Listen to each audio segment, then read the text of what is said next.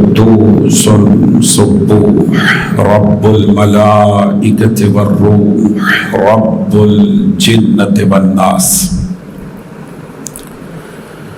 الصلاة والسلام وتحية والكرام على النبي الأمي المكي المدني العربي القرشي الهاشمي الأبتهي المطلبي أبي القاسم محمد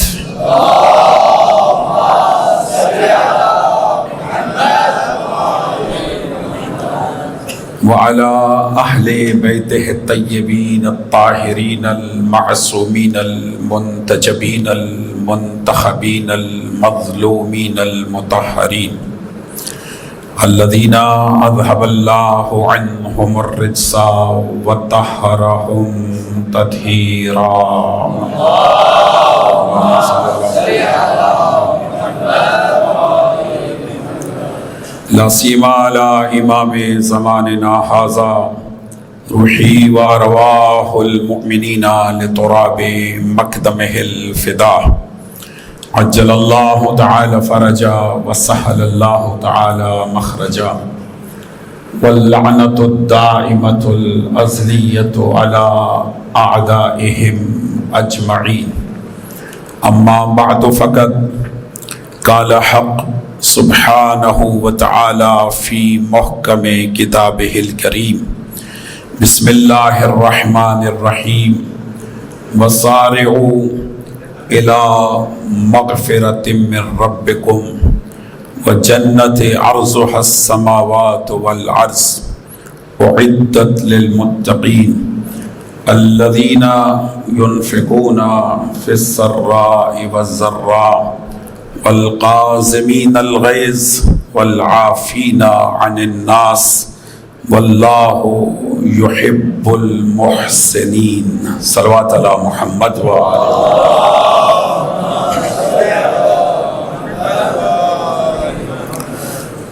تمام علماء اعلام، طلاب عظام اور مومنین کرام سے خواہش ہے ایک مرتبہ سورہ الحمد اور 3 مرتبہ سورہ مبارکہ اخلاص کی تلاوت فرما کر شیخ الجامع حجت الاسلام والمسلمین علامہ الشیخ اختر عباس صاحب رحمۃ اللہ علیہ، محسن ملت حجت الاسلام والمسلمین العلامہ السید صفدر حسین نجفی رحمۃ اللہ علیہ اور حجت الاسلام والمسلمین السید قاضی نیاز حسین رحمۃ اللہ علیہ اور اس جامعہ کے جتنے مدرسین دنیا سے رخصت ہوئے، متعلقین و معاونین، سب کی مغفرت و بلندی درجات کے لیے تلاوت فرمانے سے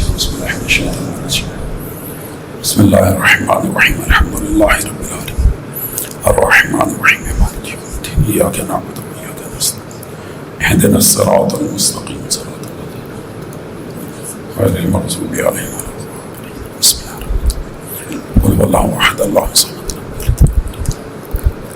بسم اللہ الرحمن الرحیم بسم اللہ الرحمن الرحیم قل هو اللہ احد اللہ الصمد لم یلد علما بصوا وسوت الى ارواحهم اللهم اغفرهم بحق زہراء العامیہ. تمام بزرگان کی مغفرت و بلندی درجات کے لیے بلند تر صلوات ہدیہ کرنے سے اللہ.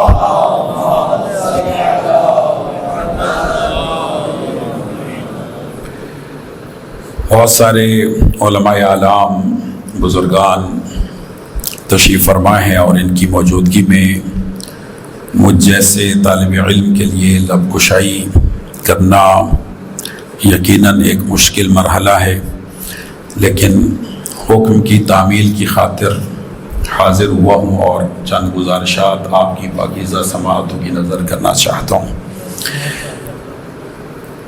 سورہ مبارکہ آل عمران قرآن مجید کا تیسرا سورہ ہے اور اس سورہ کی 133 اور 134 نمبر آیات کی تلاوت کا شرف حاصل کیا جی.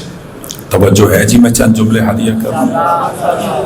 علماء کرام خصوصی توجہات کا طلبگار ہوں، چونکہ طلاب بھی بیٹھے ہوئے ہیں. علماء کرام زیادہ توجہ فرمائیں گے تو طلباء بھی متوجہ ہوں گے، اور ظاہر ہے طالب علم کی بات پہ میں خصوصی علماء کی توجہ چاہتا ہوں۔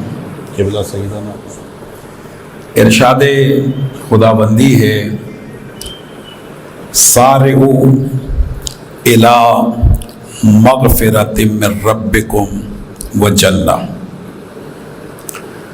سورہ آل عمران تیسرا سورہ اور 133 نمبر آیت میں خداوند متعال ارشاد فرما رہا ہے وَسَارِعُوا إِلَىٰ مَغْفِرَةٍ مِّن رَبِّكُمْ، کہ اللہ کی مغفرت کی طرف، اللہ کی بخشش کی طرف اور اللہ کی جنت کی طرف تیزی کرو۔ توجہ ہے؟ دیکھیں میں ابتدائی گفتگو میں ہدیہ کر دوں کہ آپ تھوڑا تھوڑا میرے ساتھ بولتے آئیں گے تو میں اچھے انداز سے گفتگو کروں گا، اور یہ عادت سمجھ لیں کہ میں چاہتا ہوں کہ اگر آپ رسپانس دیں گے تو مجھے یہ احساس ہوتا ہے کہ میں بات سمجھا کے آگے جا رہا ہوں۔ وَسَارِعُوا إِلَىٰ مَغْفِرَةٍ مِّن رَبِّكُمْ وَجَنَّةٍ۔ ارشاد خداوندی ہے کہ اللہ کی بخشش کی طرف، اللہ کی مغفرت کی طرف اور اللہ کی جنت کی طرف تیزی کرو، سبقت کرو۔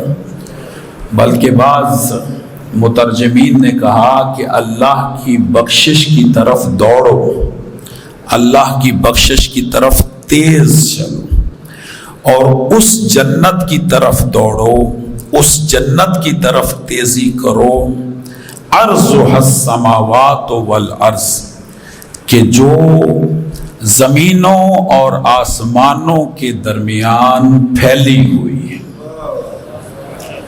توجہ ہے یا نہیں؟ یعنی جس کا طول و عرض زمین اور آسمان کے برابر ہے، اس جنت کی طرف دوڑو کہ جس کا طول و عرض زمین اور آسمان کے برابر ہے۔ اگلے جملے پہ توجہ چاہیے، وَأُعِدَّتْ لِلْمُتَّقِينَ، کہ اللہ نے اس جنت کو بنایا ہی متقین کے لیے۔ صلوات پڑھ لیں مل کے محمد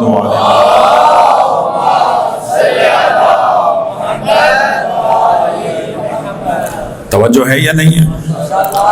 یعنی خدا کہتا ہے میری بخشش کی طرف، مغفرت کی طرف اور میری جنت کی طرف تیز چلو، دوڑو، سبقت کرو اس جنت کی طرف کہ جو طول و عرض میں زمین اور آسمان کے برابر ہے۔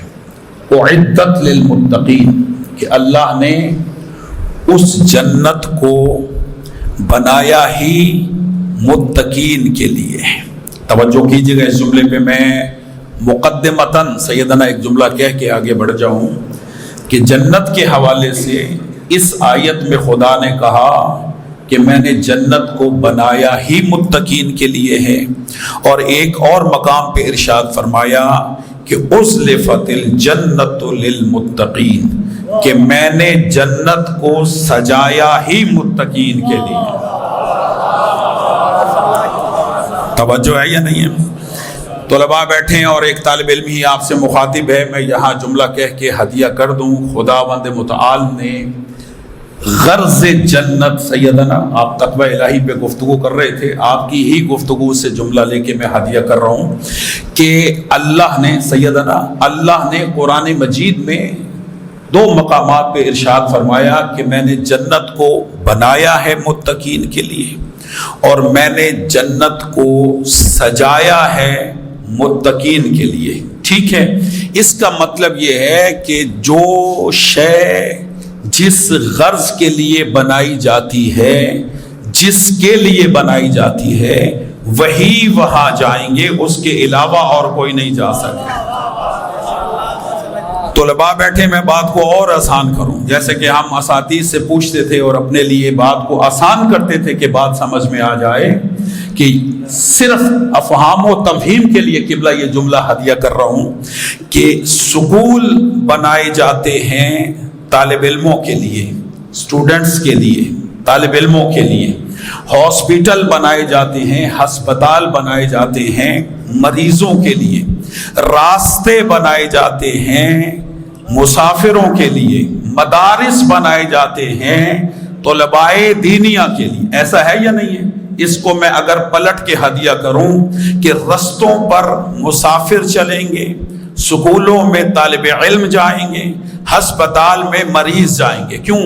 اس لیے کہ ہسپتال مریضوں کے لیے بنائے جاتے ہیں، سکول طالب علموں کے لیے بنائے جاتے ہیں، رستے مسافروں کے لیے بنائے جاتے ہیں. جس طرح یہ چیزیں غرض والوں کے لیے بنائی جاتی ہیں، اسی طرح خدا نے واضح پیغام دے دیا کہ میں نے جنت کو بنایا ہی متقین کے لیے ہے.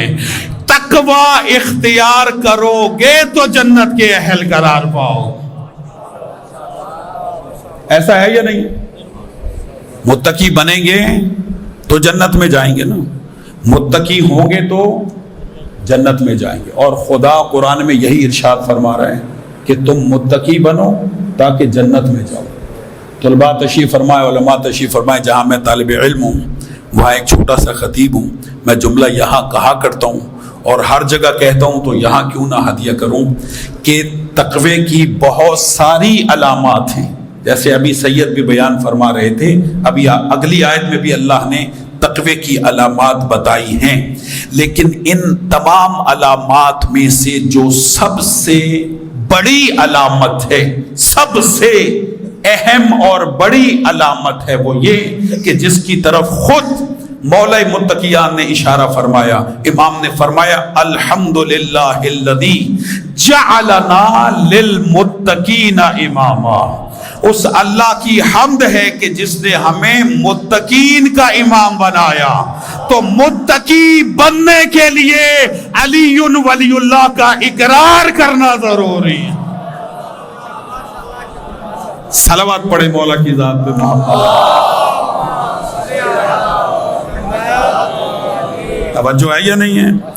مولا علی علیہ السلام کو متقی بننے کے لیے اپنا امام ماننا ضروری ہے. اس لیے اس میں ساری ہی علامات ہوں تقوی کی، لیکن وہ علی کو اپنا امام نہ مانتا، متقی ہو سکتا ہے؟ بولیں. نماز پڑھنے والا ہو، شب زندہ دار ہو، تہجد گزار ہو. توجہ، یہ سب تقوی کی علامات ہیں. میں طلباء سے خواہش کروں گا کہ نہج البلاغہ کا مطالعہ کریں، جس میں امام المتقین نے خود تقوی کی علامات بتائی. 100 سے زیادہ علامات ہیں اہل تقوی کی کہ متقی ہوتا کون ہے. وہ ضرور اس کا مطالعہ کیجیے گا. ساری علامات ہوں، نمازی بھی ہو، روزہ دار بھی ہو، شب زندہ دار بھی ہو، انفاق بھی کرنے والا ہو، ساری علامات اس میں ہوں. بس مولا علی علیہ السلام کو اپنا امام نہ مانتا. متقی ہے وہ؟ جو خاموش ہیں وہ مان لیں گے اس کو؟ متقی نہیں ہے. ایسا ہے یا نہیں؟ وہ متقی نہیں ہے. اس لیے کہ خود مقام فخر پہ مولا فرماتے ہیں کہ اس اللہ کی حمد ہے کہ جس نے ہمیں متقین کا امام بنایا. تو اس کا مطلب ہے کہ تقوی کی شے سرخی کا نام ہے علی ولی اللہ. صلوات پڑھے مولا کی ذات پہ بلند.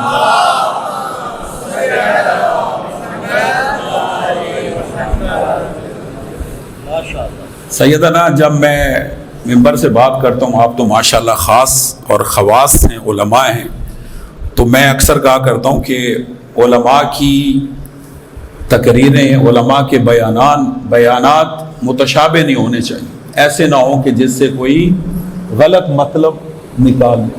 تو اس موقع پہ میں ممبر پہ یہ بات کہا کرتا ہوں اور یہاں بھی کہہ رہا ہوں کہ بندہ علی کو اپنا امام مانتا ہو لیکن تقوی کی باقی علامات نہ ہوں.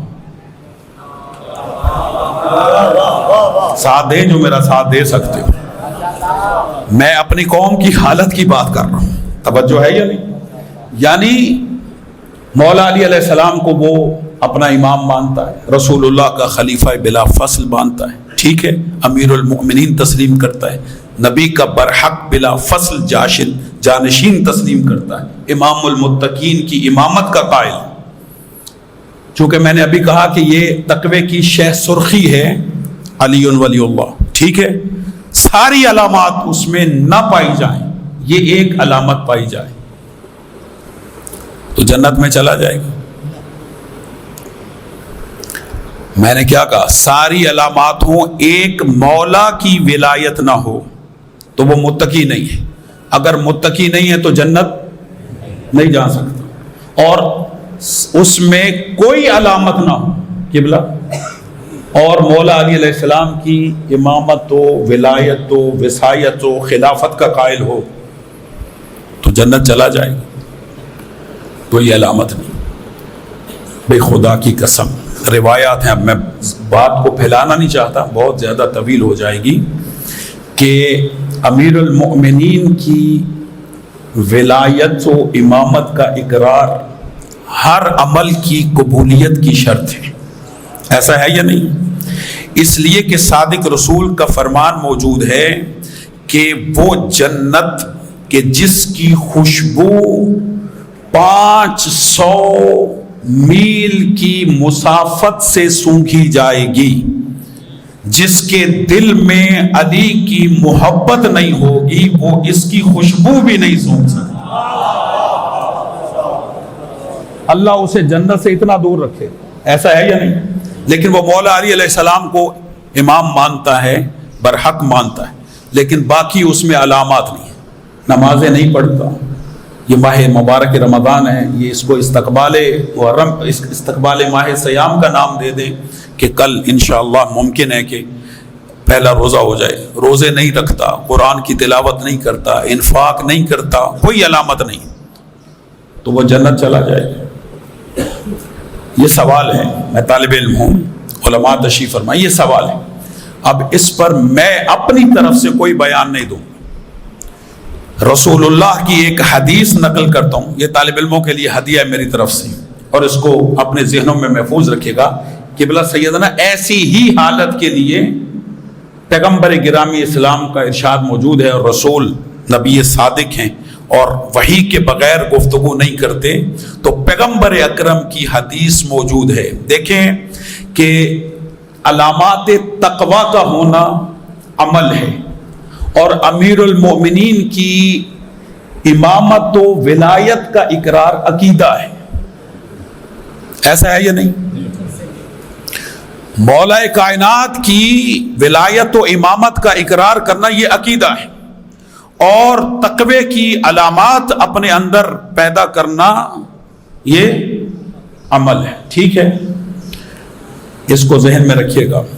خدا ایک تو سورہ مبارکہ عصر میں ارشاد فرماتا ہے، بسم اللہ الرحمن الرحیم، والعصر ان الانسان لفی خسر الا الذین آمنوا وعملوا الصالحات، ٹھیک ہے، ہر انسان خسارے میں ہے مگر وہ خسارے میں نہیں ہے کہ جو ایمان لائیں اور عمل صالح، چونکہ عقیدہ اور عمل باہم مشترک ہیں، عقیدہ اور عمل ایک ساتھ چلتے، ایسا ہے یا نہیں ہے؟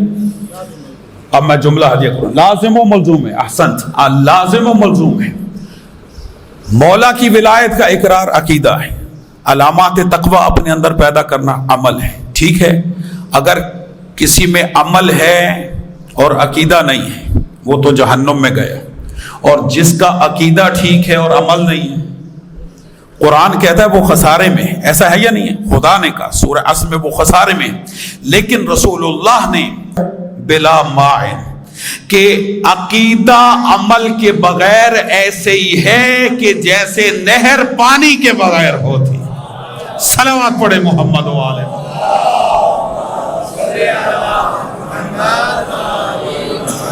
برائے ایصال ثواب و بلندی درجات حضرت علامہ اختر عباس نجفی، محسن ملت سید صفدر حسین نجفی علامہ قاضی نیاز حسین نقوی احسن اور عمدۃ التجار سیٹھ نواز شریف ساعتی بآواز بلند صلوات اللہم صلی علی محمد. توجہ ہے یا نہیں؟ تو اس کا مطلب ہے کہ خسارہ ہے. عقیدہ ہو عمل نہ ہو تب بھی خسارہ ہے، اور عمل ہو اور عقیدہ نہ ہو تب بھی خسارہ ہے، اور یہ دونوں لازم و ملزوم ہے. خدا کہتا ہے میری بخشش کی طرف تیزی کرو، دوڑو، اور اس جنت کی طرف توجہ چاہیے کہ جو طول و عرض میں زمینوں اور توجہ ہے، آپ میری طرف متوجہ رہیں، زمینوں اور آسمانوں کے برابر. اس آیت کو ایک یہودی نے پڑھا، یہودی نے. بڑی لطیف بات ہے، یہ کہہ کے قبلہ ہدیہ کرتا ہوں چونکہ اس روایت کو نقل کیا ہے حجت الاسلام والمسلمین مفسر قرآن علامہ حسین بخش جاڑا رحمۃ اللہ علیہ نے اپنی کتاب تفسیر انوار نجف میں اسی آیت کی تفسیر بیان کرتے ہوئے جملہ لکھتے ہیں کہ یہودی نے اس آیت کو پڑھا اور دوسری خلافت کے دور میں خلیفہ کے پاس آیا اور آ کر کہنے لگا کہ تم کہتے ہو کہ 7 جنتیں ہیں، جبکہ ایک جنت کے متعلق تمہارا خدا کہہ رہا ہے کہ یہ زمینوں اور آسمانوں کے درمیان ہے، تو باقی جنتیں کہاں ہیں؟ کیوں خاموش بھائیوں، میرے خاموش علماء کرام، یہ امام سے تکبیر، نعرہ رسالت، نعرہ حیدری. توجہ ہے یا نہیں ہے؟ دیکھیں کتنی جنتیں ہیں؟ 7 جنتیں. ایسا ہے یا نہیں؟ اور خدا اس میں فرماتا ہے وہ جنت جو زمینوں اور آسمانوں کے برابر ہے طول و عرض میں، تو باقی 7 جنتیں کہاں ہیں؟ اب آپ مجھے بتائیں کہ کیا جواب آئے گا وہاں سے؟ توجہ ہے یا نہیں؟ خاموش ہوئے. علامہ لکھتے اتفاقاً دربار میں مولا علی تشریف لائے. مولا زندگی دے جی، توجہ کیجئے گا. یہی سوال امیر المؤمنین سے کیا گیا تو مولا نے اس یہودی کو جس کا نام قعب تھا اس کو جواب دیا کہ میں ایک سوال تم سے کرتا ہوں، تو جو میرے سوال کا جواب دے گا اسی میں تیرے سوال کا جواب ہے. کہنے لگا علی پوچھو. تو مولا فرماتے تو بتا، جب دن آتا ہے تو رات کہاں چلی جاتی، اور جب رات آتی ہے تو دن کہاں چلا جاتا ہے؟ وہ کہنے لگا اس کا علم اللہ کو ہے. تو کہا ان جنتوں کا علم بھی خالق جنت کو. توجہ ہے؟ توجہ ہے جی. بس میں بیان کو سمیٹوں، زیادہ طویل نہ کروں. میں تقوی الہی پر ہی گفتگو کو رکھنا چاہتا ہوں. خدا کہتا ہے کہ یہ جنت بنائی گئی ہے متقین کے لیے، اور اس کی طرف تیزی کرو. کبھی آپ نے دوڑ دیکھیے جی، دوڑ جب دوڑتے ہیں تو ایک ہدف مقرر کرتے ہیں اور کہتے ہیں جو تیزی سے اس ہدف تک پہنچ گیا وہ جیت جاتا ہے. ٹھیک ہے، ہدف معین ہے، اس کی طرف دوڑا جاتا ہے، اس کی طرف تیزی کی جاتی ہے. تو کہاں پڑی ہوئی ہے اللہ کی بخشش کہ جسے دوڑ کے حاصل کر لیں؟ کہاں رکھی ہوئی ہے اللہ کی جنت کہ ہمارے درمیان دوڑ لگے اور ہم میں سے جو پہلے پہنچ جائے وہ جنت میں چلا جائے؟ خدا جو کہتا ہے تیزی کرو، سبقت کرو، دوڑو جنت کی طرف، کہیں رکھی ہوئی ہے، کہیں پڑی ہوئی ہے. خدا کی قسم مفسرین نے اتنی لطیف بات کی ہے اس موقع پر کہ اس سے بہتر اس آیت کی تفسیر بیان نہیں ہو سکتی. کم و بیش سبھی مفسرین نے، جو دور حاضر کے مفسرین ہیں، خدا ان کا سایہ سلامت رکھے، قبلہ شیخ محسن صاحب انہوں نے بھی، اور جاڑا صاحب نے بھی، اور دیگر جو فارسی اور عربی کی کتابیں ہیں انہوں نے بڑی لطیف بات لکھی ہے. سر اٹھائیے گا اور میری طرف دیکھے گا کہ انہوں نے کہا خدا جو کہتا ہے میری بخشش اور جنت کی طرف تیزی کرو، اس سے مراد کیا ہے؟ تو انہوں نے بڑی لطیف بات لکھی. لکھتے ہیں کہ ان اسباب کو حاصل کرنے میں تیزی کرو جو اللہ کی بخشش کا باعث. ان اسباب کو حاصل کرو کہ جو اللہ کی جنت کے حصول میں تیزی پیدا کر سکے. ایسا ہے یا نہیں؟ اچھا، میرا خیال ہے جتنے علماء اور فضلاء اور طلباء تشریف فرمائے، ہر ایک کی جیب میں موبائل ہے یا نہیں؟ اور ہر ایک نیٹ استعمال کرتے ہیں یا نہیں؟ کوئی حرج نہیں اعتراف کر لینے میں، مسجد میں بیٹھے ہو، ضرورت ہے دور حاضر کی، ٹھیک ہے؟ اور ہر ایک چاہتا ہے کہ وہ نیٹ وہ استعمال کرے جو فاسٹ ہو، تیز ہو. ایسا ہے یا نہیں؟ بھائی پاکستان میں تو 4G ہے، ابھی 5G لانچ ہونے والا ہے قبلہ، اور باقی ممالک میں 6G کی تیاری ہو رہی ہے کہ ڈاؤن لوڈنگ سسٹم جلدی ہوتا ہے، رزلٹ جلدی ملتے ہیں، نتیجے جلدی ملتے ہیں. ایسا ہے یا نہیں؟ سر اٹھائیے گا. یہ بات میں نے افہام و تفہیم کے لیے کی اور آپ کے ذہنوں میں نقش ہوگی. توجہ ہے یا نہیں؟ یعنی نیٹ تیز استعمال کرتے، سواری تیز استعمال کرتے. خدا انسانیت کے مزاج سے واقف ہے، وہ جانتا ہے کہ انسان کے مزاج میں تیزی ہے، لہذا خدا نے کہا ہر شے میں تیزی کرتے ہو، جنت جانے کے لیے بھی تیزی کرو.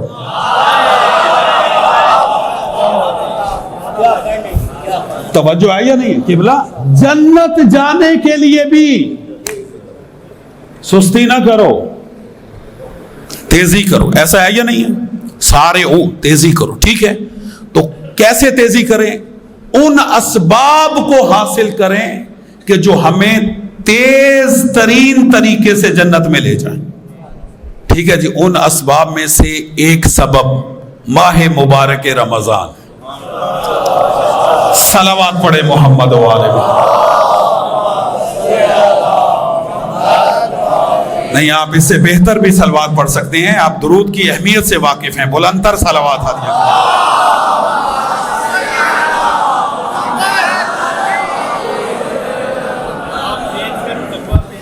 جی میں لے آیا. توجہ ہے یا نہیں ہے؟ یعنی میں کیا کہنا چاہتا ہوں، وہ اسباب جو صرف جنت میں نہیں لے جاتے، تیز ترین طریقے سے جنت میں لے جاتے، سرعت کے ساتھ جنت میں لے جاتے ہیں، ان میں سے ایک سبب کون سا ہے؟ بولیں. اب علماء تشریف فرمائے یہ سورج کو چراغ دکھانے کے برابر ہے. اس مہینے کا نام ہی ماہ مغفرت. توجہ ہے یا نہیں ہے؟ ان عدت الشہور عند اللہ 12 شہرا. خدا کہتا ہے میرے نزدیک مہینوں کی تعداد 12 ہے. ٹھیک ہے، 12 مہینوں کا خالق اللہ ہے، لیکن اللہ نے اس مہینے کو عظمت، شرف، بزرگی اور عزت یہ عطا فرمائی کہ اس مہینے کو اللہ نے ماہ مغفرت قرار دیا. اب سر اٹھائیے گا، جملہ ہدیہ کروں. میں ماہ مبارک پہ زیادہ رکوں گا نہیں، لیکن ایک جملہ کہہ کے بڑھ جاؤں. باقی مہینوں میں اور ماہ رمضان میں تمام تر روایات کو مد نظر رکھ کے یہ جملہ کہہ رہا ہوں. باقی مہینوں میں اور ماہ مبارک رمضان میں فرق یہ ہے کہ باقی 11 مہینوں میں گناہگار اللہ کی بخشش کی تلاش میں ہوتے ہیں، لیکن اس مہینے میں اللہ کی بخشش گناہگاروں کو تلاش کرو.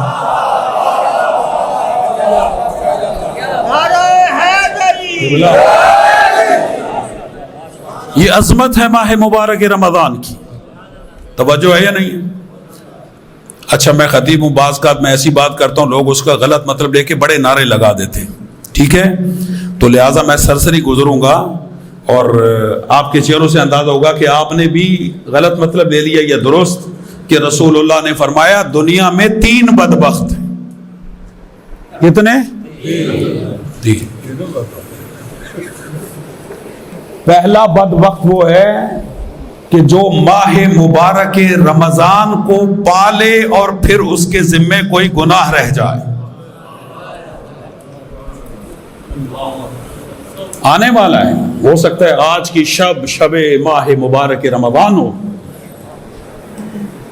رسول اللہ نے اسے بدبخت کہا ہے کہ جو ماہ مبارک رمضان کو پائے اور اس کے ذمے مفاتیح کھولیے گا، اس کو ضرور پڑھیے گا. رسول اللہ کا وہ خطبہ جو آپ نے ماہ مبارک رمضان سے پہلے ارشاد فرمایا تھا کہ جس میں اللہ کی کریمی کے متعلق اللہ نے بیان، اس کے رحم کے متعلق کہ اللہ ماہ مبارک رمضان میں کتنا رحیم ہے، کہ اس میں خدا نے کہہ دیا کہ ماہ مبارک رمضان وہ ہے کہ انفاسکم فیہ تسبیح، نومکم فیہ عبادہ، اعمالکم فیہ مقبول، دعاؤکم فیہ مستجاب۔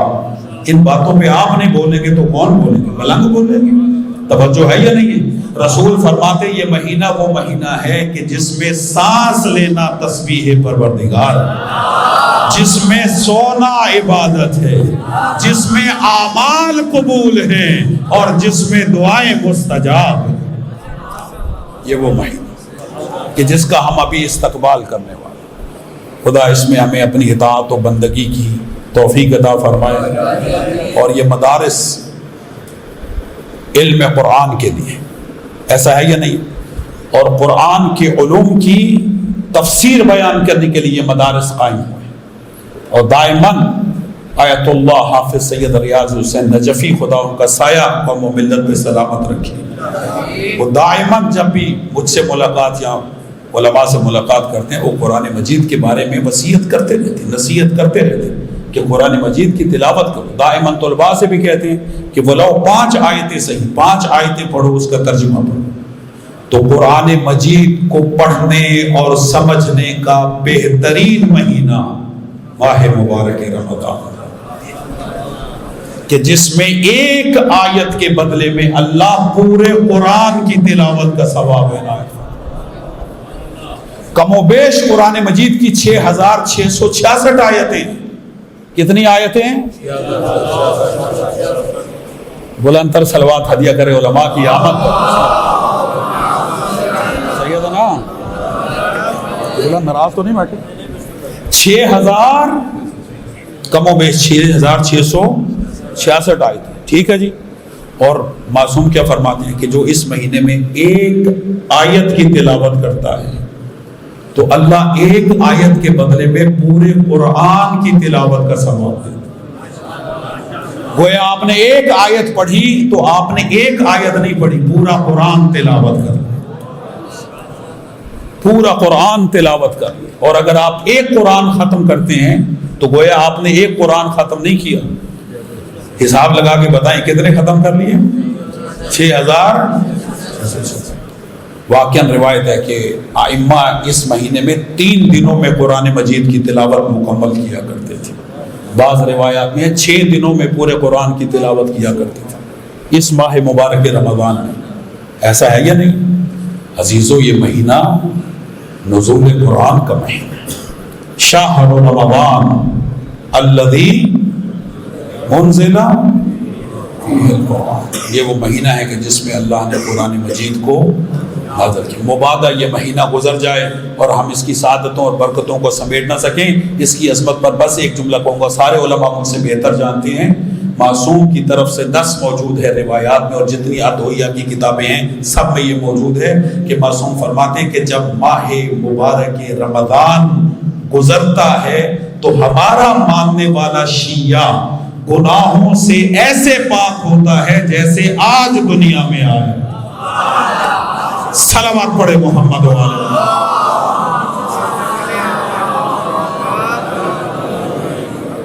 توجہ ہے یا نہیں؟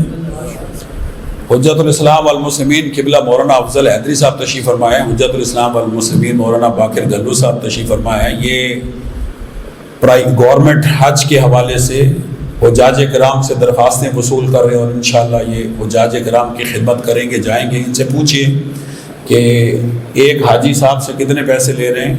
یعنی گورنمنٹ لے رہی ہے 11,75,000 اور تقریباً کوئی 70 سے 80 ہزار روپیہ جو ہے وہ قربانی کی بابت میں، اور 50,000 دیگر اخراجات، تو 13 لاکھ میں حج۔ کتنے میں؟ یہ سرکاری۔ اور کہیں 2 علماء، ابھی میں بات مکمل نہیں کی، کہیں 2 علماء مجھ پر نہ کہیں کہ حافظ صاحب آپ بھی تو حج پہ لے آتے ہیں، میں تو پرائیویٹ جاتا ہوں، یہ تو 13 لاکھ میں کروائیں گے، میں 18 لاکھ میں کرواؤں۔ کہ بولا ٹھیک ہے، راضی ہوں۔ لیکن میں بات یہ کیوں کی، میں کہنا کیا چاہتا ہوں اس پہ توجہ کیجیے۔ میں بات کہنا کیا چاہتا ہوں یہ بات اس لیے کی ہے افہام و تفہیم کے لیے کہ بات ذہن میں بیٹھ جاتی ہے اس انداز سے کی جائے. ایسا ہے یا نہیں؟ اس سال حج جو گورنمنٹ کا ہے وہ 13 لاکھ قبلہ ایسے ہی کم سے کم، اور پرائیویٹ کم سے کم 15 لاکھ اور زیادہ سے زیادہ 32 لاکھ.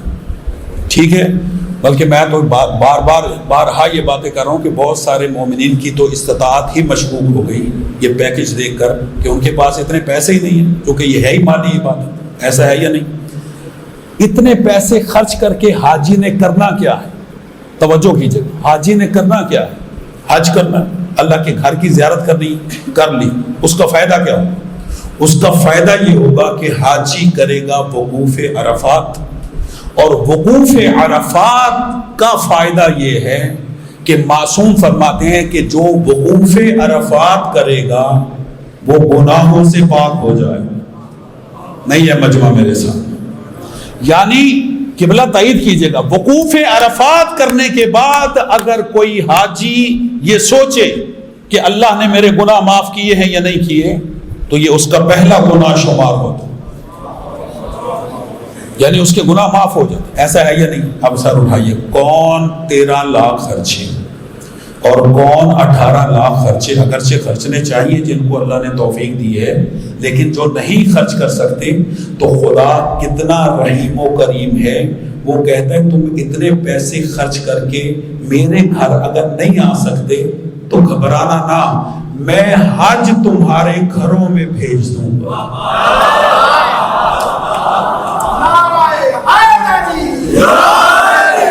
توجہ ہے یا نہیں ہے؟ اور عرفاء اور علماء کہتے ہیں کہ یہ ماہ مبارک رمضان غریبوں کا حج ہے.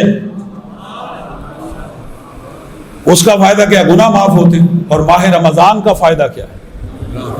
گناہ. جب حاجی حج کرتا ہے گناہوں سے پاک ہو جاتا ہے، اور جب صائم روزے رکھتا ہے اور ماہ صیام گزرتا ہے تو معصوم کیا فرماتے ہیں؟ وہ بھی گناہوں سے ایسے پاک ہوتا ہے جیسے آج دنیا میں جو 13 لاکھ 18 لاکھ خرچ نہیں کر سکتے. اللہ نے کہا پریشان نہ ہو، میں حج کو تمہارے گھروں میں بھیج دوں. گھر گھر یہ حج آ رہا ہے. یہ چاند طلوع ہو کر فلک پر اعلان کرے گا کہ میں غریبوں کا حج، اور یہ غریبوں کے حج کا مہینہ ہے جو گھر گھر آ رہا ہے. خدا اس مہینے میں ہمیں اپنی اطاعت و بندگی کی توفیق عطا فرمائے. میں بیان کو سمیٹ رہا ہوں. خدا نے کہا جنت کی طرف تیزی کرو، اور اس کو میں نے کس کے لیے بنایا ہے؟ متقین. اور پھر اللہ نے خود آگے متقین کی علامتیں بتائی، اور اسی پہ بیان کو سمیٹ رہا ہوں. متقین کی علامتیں کیا ہیں؟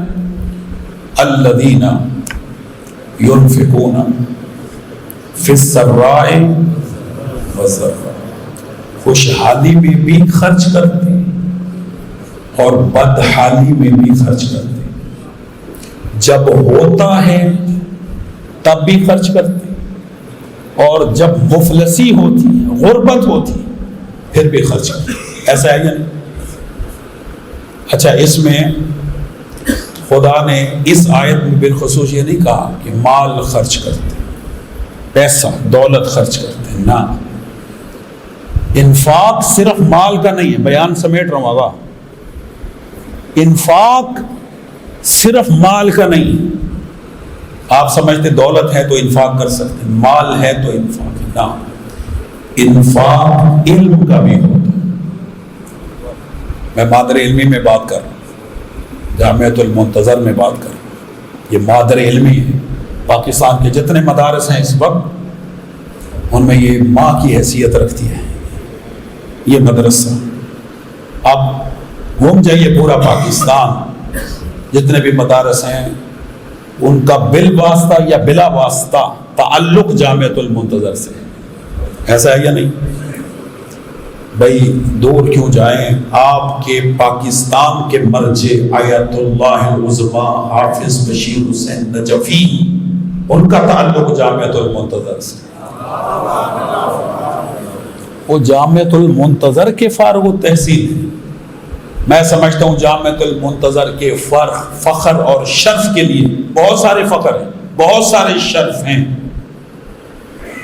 ان تمام شرف اور فخر سے اگر صرف نظر کرتے ہوئے ایک فخر پہ نظر کی جائے تو اس فخر کا نام ہے آیت اللہ العظمی حافظ بشیر حسین نجفی۔ اس سے بڑا شیعت میں غیر معصومین میں کوئی مقام نہیں ہے تو اللہ نے انہیں عطا کیا مسلمہ مرجعیت، اور وہ بھی عرب میں بیٹھ کر، ایک عجمی ہونے کے ناطے سے جس نے عرب سے اپنے علم کا لوہا منوایا اسے حافظ بشیر کہتے ہیں۔ توجہ ہے یا نہیں؟ یہ جامعۃ المنتظر کا فخر ہے، اور دعا ہے پروردگار اسے توفیق دے کہ اس سے مزید مجتہد اور مرجع جاری رہے۔ انفاق صرف مال کا نہیں ہے، انفاق علم کا بھی ہوتا ہے، اور میں سمجھتا ہوں جامعۃ المنتظر کے محسن ملت حجت الاسلام والمسلمین السید صفدر حسین نجفی اس انفاق کی جامع مثال، ان کی مغفرت و بلندی درجات کے لیے بلند تر صلوات ہے۔